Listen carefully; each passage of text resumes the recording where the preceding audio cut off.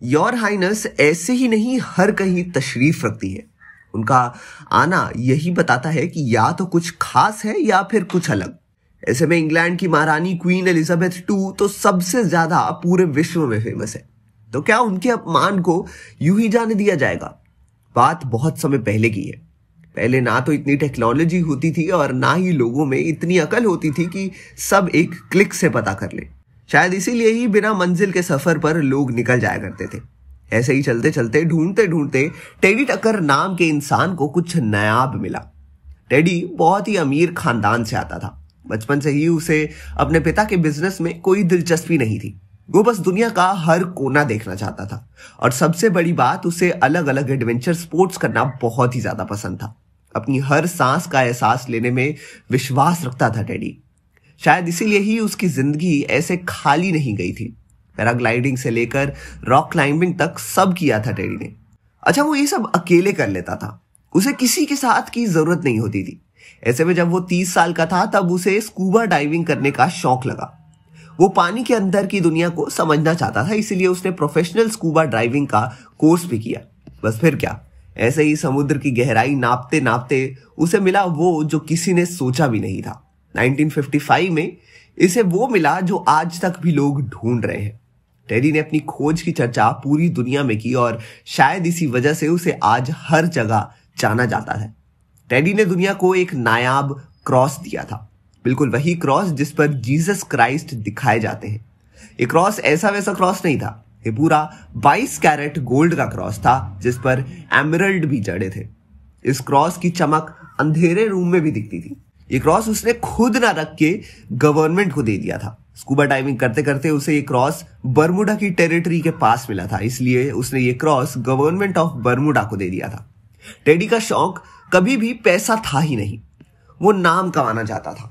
Teddy dive से पहले ही research कर गया था कि इसीलिए उसे पता था कि बहुत साल पहले करीबन 1594 में एक स्पेनिश शिप यहां डूबी थी। उसका नाम सैन पेड्रो था और भारी साइक्लोन की वजह से इस शिप का आखिरी टुकड़ा यहीं पर समा गया था। इसलिए जब उसे ये क्रॉस मिला तब तुरंत ही उसने उसी डूबी हुई शिप की तलाश भी की और हुआ भी यही, उसे वो शिप के टुकड़े मिले। फिर बस टेडी का नाम बढ़ता गया और बढ़ता ही गया। जा जाकर टेडी का नाम क्वीन एलिजाबेथ II तक भी पहुंचा। उस क्रॉस के बारे में क्वीन सुनकर बहुत खुश हुई थी। उन्होंने इस क्रॉस को देखने की इच्छा जताई। फिर क्या था, क्वीन का हुक्म सराखों पर। क्वीन के आने का दिन डिसाइड होने लगा। उनके लिए दावत का बंदोबस्त किया गया तो स्पेशल परेड भी ऑर्गेनाइज कराई गई। जिस दिन क्वीन आने वाली थी उस दिन 2 दिन पहले से म्यूजियम को बंद कर दिया गया था। 1955 में क्रॉस मिला था और क्वीन इसे 1975 में देखने आने वाली थी। इस क्रॉस को वैसे तो सिक्योरिटी में रख जाता था, मगर उस दिन सिक्योरिटी बढ़ा दी गई थी। क्रॉस को किसी ने कभी हाथ नहीं लगाया था सिवाय टेडी और म्यूजियम के ओनर के, और अब क्वीन इसे उठाकर देखने वाली थी। आखिर इसकी चमक की खबर इंग्लैंड तक जो पहुंच चुकी थी। क्वीन टेडी से भी मिलना चाहती थी। क्वीन सिर्फ क्रॉस को नहीं बल्कि उस इंसान को भी उतनी ही अहमियत देने वाली थी जिसने उसे खोजा, वरना समुद्र में तो कब से ये क्रॉस था ही। क्वीन इस बात से चौंक उठी थी कि इतने साल पुराना ये क्रॉस आज तक भी चमक कैसे रहा है। कैसे समुद्र के पानी ने इसे खराब नहीं किया, कैसे किसी समुद्र जानवर ने ना इसे कभी खाया और ना कभी काटा। इसलिए इस प्रीशियस क्रॉस को क्वीन देखने के लिए बेहद उत्सुक थी। मगर जैसा क्वीन ने सोचा था वैसा हुआ नहीं। वो दिन आ गया जब क्वीन इस क्रॉस को देखने वाली थी। म्यूजियम पहुंचते ही क्वीन ने क्रॉस को अपनी आंखों के सामने देखा। उसकी चमक तो सच में नायाब थी। इसके बाद क्वीन ने इस क्रॉस को हाथ में भी लिया, मगर कुछ अलग था। क्रॉस इतने एमरल्ड से जड़े होने के बावजूद हल्का था, बहुत हल्का। क्वीन को परखना आता था। उसने जरा सा उस क्रॉस को जब घिसा तो उसका रंग ही उतर गया। क्रॉस नकली था। यह हुआ कैसे? क्या टेडी को कभी वो क्रॉस मिला भी था, या फिर फेमस होने के लिए बस कहानी बनाई गई थी, या क्रॉस चोरी हुआ था? और सबसे बड़ी बात, क्वीन की इतनी बेइज्जती। आखिर क्वीन इतनी दूर से एक मामूली सा क्रॉस देखने आई थी। इस खबर ने सभी को हिलाकर रख दिया था।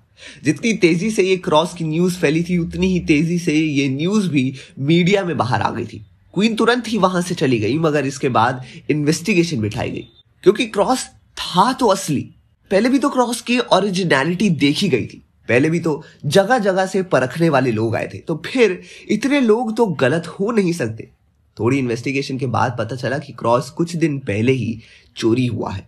हुआ ये कि पहले म्यूजियम में लोगों की वजह से हमेशा क्रॉस सामने ही रहता था, इसीलिए चोरी होने का सवाल ही नहीं उठा। मगर जब क्वीन के लिए म्यूजियम को बंद रखा गया तब क्रॉस कुछ समय के लिए रूम में बिल्कुल अकेला पड़ा रहता था। क्रॉस की सेफ्टी के लिए आजकल के जैसे एडवांस लेजर टेक्निक्स तो थी ही नहीं, इसलिए चोर को यहां पर क्रॉस चुराने का मौका मिल गया था।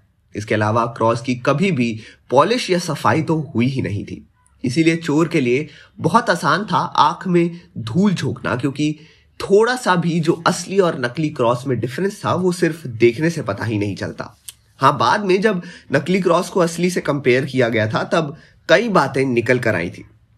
पहली ये कि क्रॉस का वेट ओरिजिनल क्रॉस का आधा भी नहीं था।